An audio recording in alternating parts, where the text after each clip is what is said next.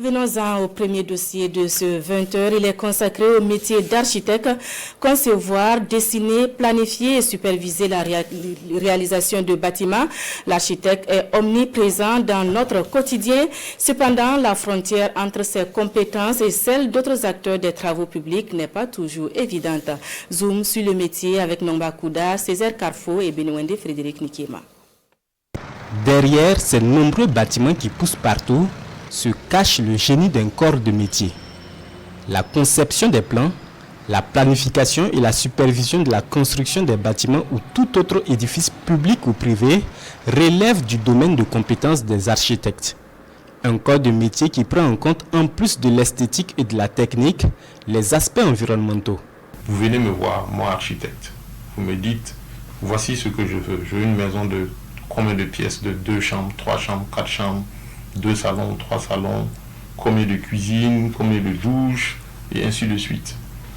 Alors, l'architecte va d'abord vous demander les références du terrain, pour voir la superficie du terrain, pour voir si votre besoin, bien entendu, correspond et peut rentrer dans l'espace qui vous est attribué. Voilà, ça c'est déjà la première étape. L'architecte, c'est ce professionnel qui vous accompagne pour toute réalisation. Il n'y a pas de petit projet. Et quand vous avez un budget, vous venez voir votre architecte, vous exposez vos besoins et ensemble, de la conception à la réalisation, l'architecte va vous accompagner. Il est important de dire que l'architecte, c'est ce professionnel qui organise tous les autres corps d'État pour pouvoir réaliser de façon cohérente un projet. Sur la base du besoin exprimé par le demandeur et surtout en fonction de la dimension du terrain, l'architecte libère son génie créatif et sort en dessin une proposition de plan détaillé de l'édifice à bâtir.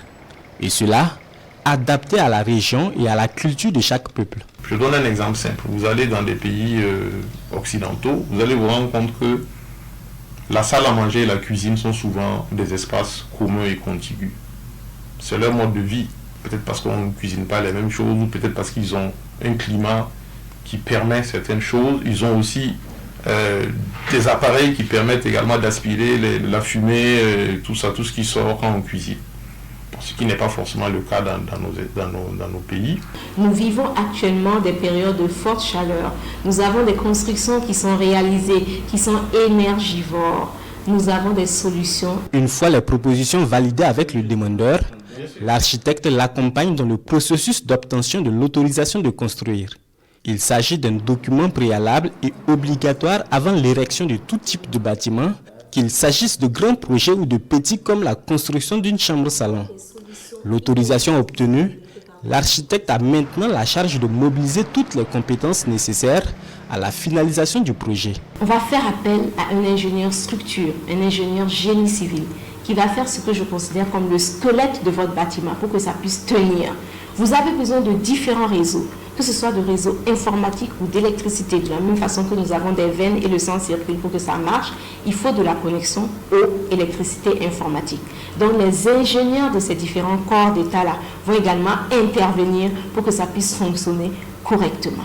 Vous avez besoin également de la verdure, donc il faut que le paysagiste vienne le faire pour que vous puissiez profiter et avoir des moments agréables dans votre bâtiment. Tout cela va être coordonné par le chef d'orchestre, qui est l'architecte. C'est lui qui dit à peu près ce qu'il souhaite. S'il ne souhaite pas un poteau ici, il va demander à l'ingénieur, bon, regarde dans tes calculs là comment tu peux déplacer. Si je ne veux pas ce type de climatisation, je veux une climatisation centrale, je ne veux pas ce type de lumière, je veux tel type d'ampoule, tel type de suspente, c'est l'architecte aussi également qui donne ce type d'orientation-là à l'ingénieur spécialisé. Un métier passionnant qui requiert 5 années d'études supplémentaires après le baccalauréat. S'engager dans des projets de construction avec l'expertise d'un architecte, c'est garantir son succès, rassure ces professionnels du BTP. Faire le contraire, c'est s'exposer à d'importants risques. Des gens qui font des projets comme ça où ils font le bâtiment à niveau et puis ils oublient de mettre l'escalier. Et c'est quand ils finissent, ils se rendent compte qu'ils n'ont pas mis l'escalier, ou que l'escalier est mal dimensionné, ou que l'escalier débouche à 50 cm d'un mur. Par exemple, la maison n'est pas bien ventilée, elle n'a pas bien orientée, trop de soleil. Quand vous ne consultez pas un architecte, vous lancez vos travaux comme ça, il y a de fortes chances que vous soyez obligé de casser, reprendre, parce que vous n'aviez pas bien compris que le salon était petit, ou la chambre ne communiquait pas bien avec tel ou tel espace. Vous allez reprendre. Et l'architecte vous permet d'éviter ça. En vue justement de rompre avec de telles pratiques et surtout rapprocher davantage les Burkinabés des professionnels de la conception, de la planification et de la supervision de la construction des bâtiments, l'Ordre des architectes du Burkina Faso tient du 20 au 22 mars à Ouagadougou la semaine de l'architecte. Le thème de cette 7e édition, c'est le rôle des architectes dans la reconstruction post-crise. Et nous allons faire des propositions concrètes sur comment reconstruire, comment construire également avec nos matériaux appropriés qui correspondent au mieux à notre climat et qui valorisent au mieux notre identité et nos cultures. L'événement se tient chaque 2 ans et réunit l'ensemble des professionnels du secteur.